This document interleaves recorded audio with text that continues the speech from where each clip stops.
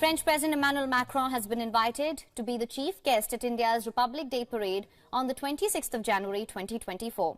French President Macron will be chief guest of Prime Minister Narendra Modi on Republic Day of India. क्योंकि एक तो यहाँ उनका diaspora है, उसकी ग्रिप है, दूसरा उनकी इकोनॉमी है, दूसरा उनके पास पैसा है।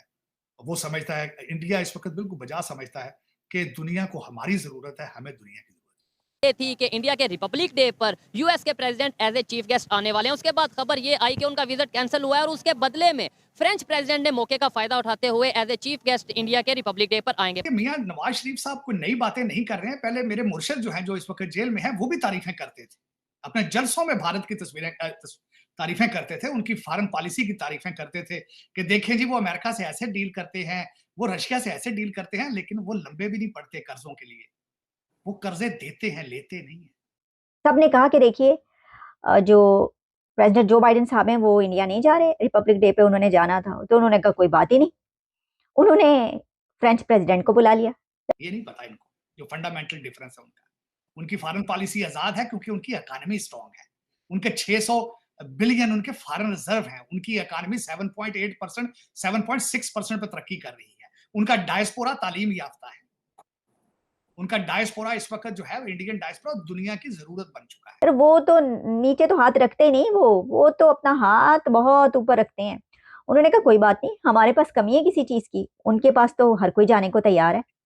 वो सारा मुल्क जो है बैरियर टाउन नहीं बना उनका, वो एक कंट्री है और वो अब टक्कर दे रहे हैं अमेरिका को। वो कहते हैं टक्कर के लोग मिल गए हैं, वो अब भारत इस वक्त टक्कर का मुल्क मिल गया दुनिया को। पाकिस्तानी पब्लिक से बात करेंगे। हमारे यहाँ पे भी इंडिपेंडेंस डे आता है, हमारे यहाँ पे भी बहुत ऐसे डेज आते हैं, बड़े इवेंट्स आते हैं, तो बड़े प्लेयर्स इंटरनेशनल पावर्स यहाँ पे क्यों नहीं आते? मैं बल्कि ये कहता हूँ कि कॉलोनी वो जो इन्वेजन यहाँ पे होते रहे, इन्वेडर्स और कॉलोनियलिज्म का बदला अब लेने के लिए भारत तैयार हो चुका है, मैच्योर हो चुका है। ये मानना होगा मैं इस वक्त जिस तरीके से भारत ने, और उसके पीछे सिर्फ एक सीक्रेट है, तालीम, जिसको आप छोड़ के भाग चुके हैं। नमस्ते दोस्तों, स्वागत है आपका मेरे यूट्यूब चैनल ऐसे सेक्शन पर। दोस्तों, अमेरिका को भारत ने और एक बार झटका दे दी है। जो अमेरिका अपने आप को सुपर पावर समझ रहा था और अमेरिका चाहता था कि दुनिया भर में अमेरिका जैसे चाहे उस जिस कंट्री को उसी तरह चला सकता है, लेकिन भारत अब उसी तरह नहीं रहा। भारत अपनी जो ताकत है वो दिखा चुका है अमेरिका को, क्योंकि इस बार 26 जनवरी को भारत ने अमेरिका के राष्ट्रपति जो बाइडेन को इनवाइट किए थे चीफ गेस्ट के तौर पर, और अमेरिका के राष्ट्रपति इसको नाकार दिए, मतलब एक्सेप्ट नहीं किए। क्योंकि जिस तरह अमेरिका जो भारत के खिलाफ खालिस्तानी मूवमेंट और खालिस्तानी जो आतंकवादी पन्नू जाकर अमेरिका में शरण लिया है और अमेरिका के गवर्नमेंट ने उनको पनाह दी है, और उसके बाद जो अमेरिका में रहकर भारत के खिलाफ जो बयानबाजी और जिस तरह का काम करवा रहा है, उसको देखते हुए भारत के गवर्नमेंट ने कहा था कि अमेरिका की गवर्नमेंट ये खालिस्तानी मूवमेंट को मतलब पनाह दे रहा है, खालिस्तानी आतंकवादियों को पनाह दे रहा है। उस वजह से अमेरिका के राष्ट्रपति ने बुरा मानकर ये इन्विटेशन को नाकार दिया था, मतलब कैंसिल कर दिए थे। लेकिन उस वक्त भारत ने भी तुरंत बाद फ्रांस के राष्ट्रपति को ये चीफ गेस्ट पर निमंत्रण दे दी है, और फ्रांस के राष्ट्रपति ने उसको एक्सेप्ट करके उन्होंने भी खुशी जताई है कि भारत में 26 जनवरी को वो चीफ गेस्ट पर आएंगे। जिसको देखते हुए अमेरिका को भी झटका लगा है कि भारत यूरोपियन कंट्री में भी इतनी ताकतवर बन चुका है कि भारत ने अब अमेरिका को भी टक्कर देने के लायक बन चुका है और दे रहा है। और दूसरी तरफ पाकिस्तानी जो कि खुशियां मना रहे थे कि भारत में जो बाइडेन अमेरिका के राष्ट्रपति नहीं आ रहे हैं, लेकिन उसके बाद जो तुरंत बाद फ्रांस के राष्ट्रपति ने इन्विटेशन को एक्सेप्ट किए हैं और उन्होंने आने के लिए मंजूरी दे दी है, उसको देखते हुए अब पाकिस्तानियों को भी जलन हो रहा है। तो चलिए देखते हैं इस पर क्या कह रहे हैं पाकिस्तान मीडिया। सबने कहा कि देखिए जो प्रेसिडेंट जो बाइडेन साहब हैं वो इंडिया नहीं जा रहे, रिपब्लिक डे पे उन्होंने जाना था, तो उन्होंने कहा कोई बात ही नहीं, उन्होंने फ्रेंच प्रेसिडेंट को बुला लिया। अरे वो तो नीचे तो हाथ रखते ही नहीं, वो तो अपना हाथ बहुत ऊपर रखते हैं। उन्होंने कहा कोई बात नहीं, हमारे पास कमी है किसी चीज की, उनके पास तो हर कोई जाने को तैयार है। तो उन्होंने फौरी तौर पर मैक्रोन साहब से कहा पाए आ जाओ तुसी। उनका जी होर की चाहिए जी आया नू, तो वो जो हैं वो तैयार हैं। और अब खबर ये है कि फ्रेंच प्रेसिडेंट जो हैं वो रिपब्लिक डे पर प्राइम मिनिस्टर नरेंद्र मोदी साहब के चीफ गेस्ट होंगे। और इसमें हमेशा ही ऐसा होता है कि वो किसी ऐसे ही बड़े अथॉरिटी को या प्रेसिडेंट को, जैसे कि मैंने आपको बताया कि प्रेसिडेंट जो बाइडन ने आना था, इससे पहले भी दुनिया की कोई ना कोई ऐसी पर्सनालिटी जो है उनके रिपब्लिक डे पर मौजूद रहती है। तो अब ये कहा गया है कि जो प्रेसिडेंट मैक्रोन हैं उन्होंने प्राइम मिनिस्टर नरेंद्र मोदी की ये इनविटेशन एक्सेप्ट कर लिया गया है, जो कि ब्लूमबर्ग में इस वक्त ये खबर चल रही है। और इसके अलावा रॉयटर्स, हर जगह पर ये खबर चल रही है कि अब इंडिया के रिपब्लिक डे पर फ्रेंच प्रेसिडेंट मैक्रोन आएंगे। ठीक है जनाब, ये तो कोई उनके लिए बड़ी बात है ही नहीं। वो चाहते तो 3-4 को इकट्ठे भी बुला लेते। बहुत सारी पर्सनालिटीज, अथॉरिटीज होंगी, उनके लिए तो कोई मसला नहीं। अभी आपने देखा कि कितनी समिट्स और कॉन्फ्रेंसेज हुई हैं जिसके ऊपर दुनिया भर की लीडरशिप वहां पर मौजूद है। वो दुनिया के लीडर तो दौड़ते हुए जाते हैं इंडिया की तरफ। वो तो वो कहते हैं कि अच्छा है, कोई ना कोई एग्रीमेंट कराएंगे, कोई अपने लिए कुछ ले आएंगे, कोई मुआहिदा कर लेंगे। और वैसे भी भाई इंडिया एक बड़ी ताकत है, वहां पे लोग जाना पहुंचना जो है अपने लिए बड़ा वो समझते हैं। अच्छा, जहां ये चल रहा है वहीं पर हमें ये पता चला कि आप जानते हैं कि पाकिस्तान के आर्मी चीफ का मेडन विजिट था ये अमेरिका का, और उनका एक काफ़ी तवील विजिट जिसमें उनकी मुलाकातें ना सिर्फ ये कि सेक्रेटरी स्टेट ब्लिंकन से हुई, बल्कि इसके अलावा लॉयड ऑस्टिन और काफ़ी ऐसी पर्सनालिटीज़, अथॉरिटीज़ उनके साथ उनकी मुलाकातें हुई हैं। अच्छा, खबरें बहुत सारी चलती रही कि जनाब वहाँ से $20 बिलियन मिल गए हैं, या पता नहीं कितने बिलियन डॉलर्स मिल गए हैं। फिर इसके अलावा ये खबरें चलती रही कि बड़े अहम मुआहदे हुए हैं। फिर ये कि ये कहा गया कि अफगानिस्तान के ऊपर हुनतुसिया करना है। फिर ये कहा गया कि ये तो हाथ बांध दिए गए हैं, और कहा गया कि चाइना को जो है वो छुट्टी कराओ, कितने बैठे हो तुसी, कोई चाइना शाना नहीं, चलो जी हथ मिलाओ इंडिया दे नाल। मतलब ये कि ये कहा, ये अमेरिका ये कहेगा, अमेरिका ने ये कहा है कि आप क्या चाइना की तरफ लपके चले जा रहे हैं, आप बस आप चाइना को जो है एक अपनी हद में रखें और इंडिया के साथ आप हाथ बढ़ाएं, उनके साथ ताल्लुकात बनाएं, उनके साथ ताल्लुकात इंडिया के साथ अच्छे करें। अगर आपने तरक्की करना है और अगर आपने आगे बढ़ना है और हमसे भी मदद लेनी है, अगर आप हमारे पास आए और हमसे आपको चाहिए, तो पहले आप इंडिया के साथ ताल्लुकात बेहतर करें। एक कंट्री है और वो अब टक्कर दे रहे हैं अमेरिका को। वो कहते हैं टक्कर के लोग मिल गए हैं। वो अब भारत इस वक्त टक्कर का मुल्क मिल गया दुनिया को।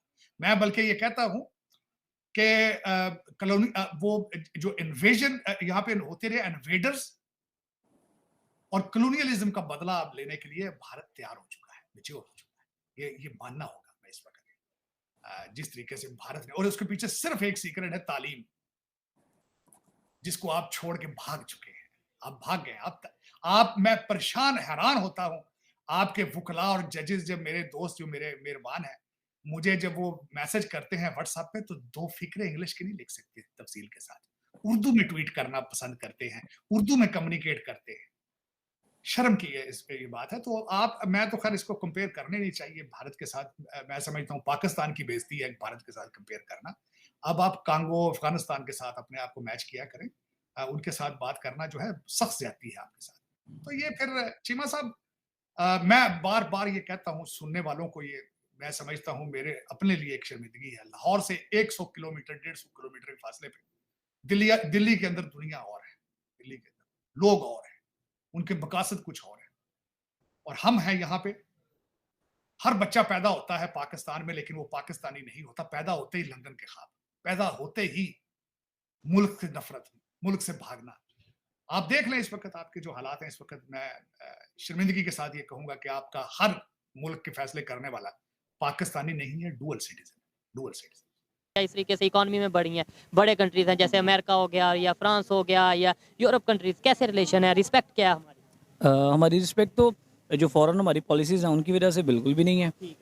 उसकी सबसे मेन रीज़न ये है कि इकोनॉमिकली जो हम स्टेबल नहीं हैं, और जब भी कोई भी कंट्री है दुनिया में इकोनॉमिकली वो स्टेबल नहीं होती, तो ना तो उसकी कोई इस दुनिया में कोई इज्जत होगी, ना कोई फॉरेन लेवल पे इंटरनेशनल अफेयर्स में उसका कोई भी किसी भी सूरत में उसका जो पार्ट प्ले नहीं होगा, बिल्कुल नहीं होगा। ठीक हो गया। अच्छा, इसका जिम्मेदार कौन है? और दूसरे नंबर पे अगर हम बात करें दूसरे कंट्रीज की जो हमारे साथ ही सफर जिन्होंने, इवन इंडिया की अगर हम बात करें, आज उनकी क्या रिस्पेक्ट, उनकी क्या वर्थ, या उनकी बात की कितनी वैल्यू है एज कम्पेयर टू पाकिस्तान? उनकी वही बात आ गई ना कि उनकी बात की वर्थ क्यों है। उनकी बात की वर्थ सिर्फ इसी वजह से है कि वो एक स्ट्रॉन्ग इकोनॉमिकल कंट्री है, और उसकी सबसे बड़ी रीज़न क्या है कि उनके पास एक बड़ी बेहतरीन और स्टेबल गवर्नमेंट आप देखेंगे।